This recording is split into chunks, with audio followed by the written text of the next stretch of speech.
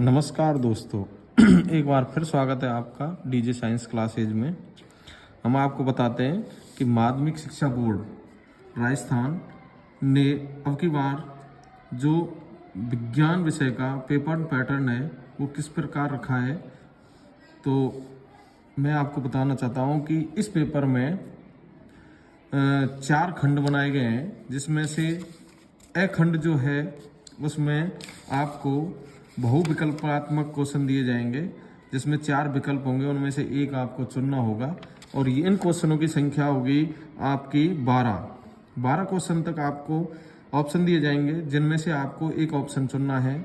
इसके बाद में खंड ए में ही आपको रिक्त स्थान भी दिए जाएंगे, जिनमें 6 रिक्त स्थानों की पूर्ति आपको करनी है।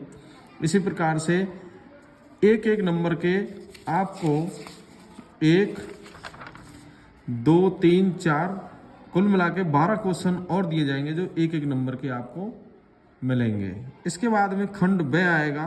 खंड ब में आपको 2-2 नंबर के क्वेश्चन दिए जाएंगे, जिनमें से 1, 2, 3, 4, 5, 6, 7, 8, 9, 10, 11, 12, 13 और 13 क्वेश्चन आपको 2-2 नंबर के दिए जाएंगे। खंड सी में आपको खंड से जो है तीसरा खंड है, उसमें आपको क्वेश्चन दिए जाएंगे, 3-3 नंबर के क्वेश्चन दिए जाएंगे। और 3-3 नंबर के क्वेश्चनों में 1, 2, 3, 4 क्वेश्चन दिए जाएंगे आपको, जो आपको 3-3 नंबर के होंगे। और खंड द में भी आपको 1, 2, 3 क्वेश्चन दिए जाएंगे। और खंड द के जो क्वेश्चन होंगे उनमें एक एक क्वेश्चन आपको अथवा में मिलेगा। 3 क्वेश्चनों में 6 क्वेश्चन आएंगे, उनमें से आपको प्रत्येक अथवा में से एक क्वेश्चन आपको करना होगा, या अथवा वाला कर लो या उससे पहले वाला कर लो। कुल मिला के इनमें से 3 क्वेश्चन करने पड़ेंगे और प्रत्येक क्वेश्चन होगा वो 4 नंबर का होगा।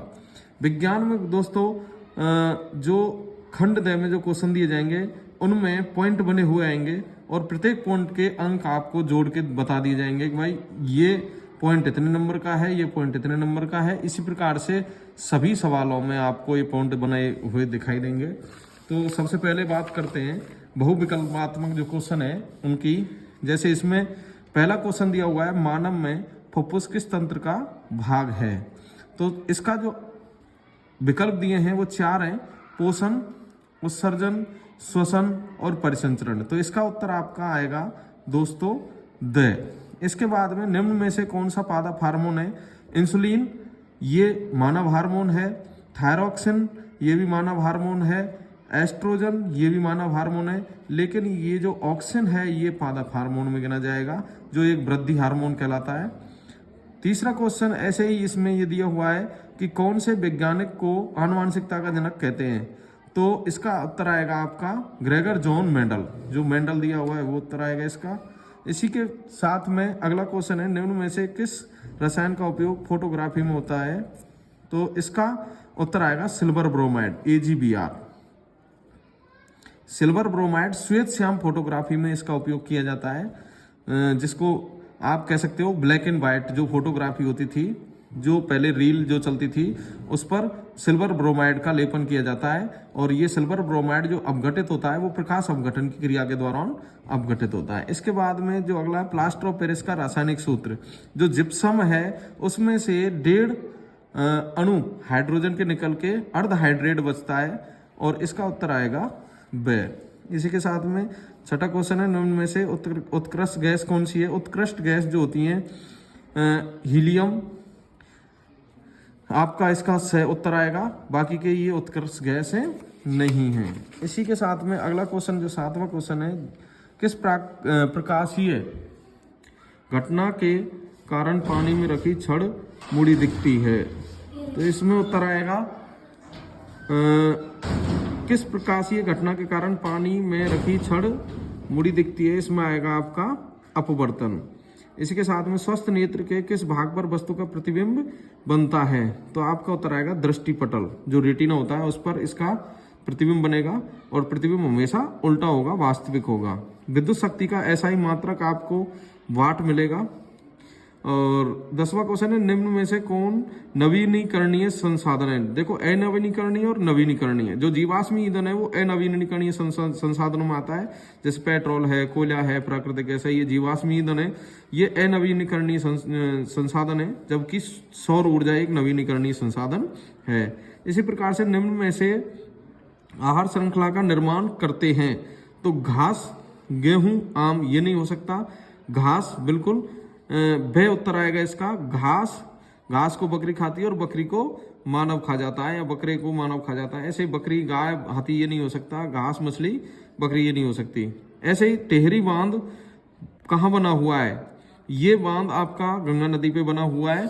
इसी के साथ में ऐसे ही 6 रिक्त स्थान है, और 6 रिक्त स्थानों की जो पूर्ति करनी है आपको, किस प्रकार से करनी है? जैसे कार्बन एकल बंध युक्त यौगिक एल्केन के यौगिक होते हैं, एल्केन। इसी प्रकार से परमाणु के किसी कोष में इलेक्ट्रॉनों की अधिकतम संख्या ज्ञात करने का सूत्र, इसका उत्तर आएगा 2n²। यहाँ पर 4KLMN ये कोष हैं, इसमें 1, 2, 3 और 4 ये n के मान हैं। तो K कोष में अधिकतम इलेक्ट्रॉनों की संख्या कितनी होगी, L कोष में कितनी होगी, M कोष में कितनी होगी, N कोष में कितनी होगी, ये हम n के यहाँ पे मान को रख करके इन कोषों में अधिकतम इलेक्ट्रॉनों की संख्या ज्ञात कर सकते हैं। ऐसे ही तीसरा जो खाली जगह, 2 तंत्रिका कोशिकाओं के मध्य खाली स्थान को सिनेप्स बोलते हैं, सिनेप्स इसका उत्तर आएगा। इसी प्रकार A और B के नाम लिखो। देखो, ये एक प्रकाश संश्लेषण की अभिक्रिया है, जिसमें A प्रकाश और B जो आएगा, ये आएगा क्लोरोफिल या हरित लवक। ऐसे ही जो लास्ट 5वां जो खाली जगह है, इसमें ये जो प्रतीक है ये किसके लिए काम में लिया जाता है? ये लिया जाता है बैटरी के काम में। ये बैटरी का प्रतीक है, जिसमें प्लस माइनस लगा हुआ है और ये चिन्ह बना हुआ है। विद्युत जनित्र यांत्रिक ऊर्जा को विद्युत ऊर्जा में रूपांतरित करता है। ऐसे ही एक नंबर के ये 12 क्वेश्चन आपको दिखेंगे यहाँ पर, एक नंबर के। ये जैसे ये क्वेश्चन दिए हुए हैं, उदासीन विलयन के pH का मान 7 होता है, ये धातु मिश्र, या जितने भी ये 12 क्वेश्चन है, ये सभी आपको एक नंबर के ये क्वेश्चन आपको करने हैं। ऐसे ही 2-2 नंबर के क्वेश्चन आपको यहाँ पे दिए हुए हैं।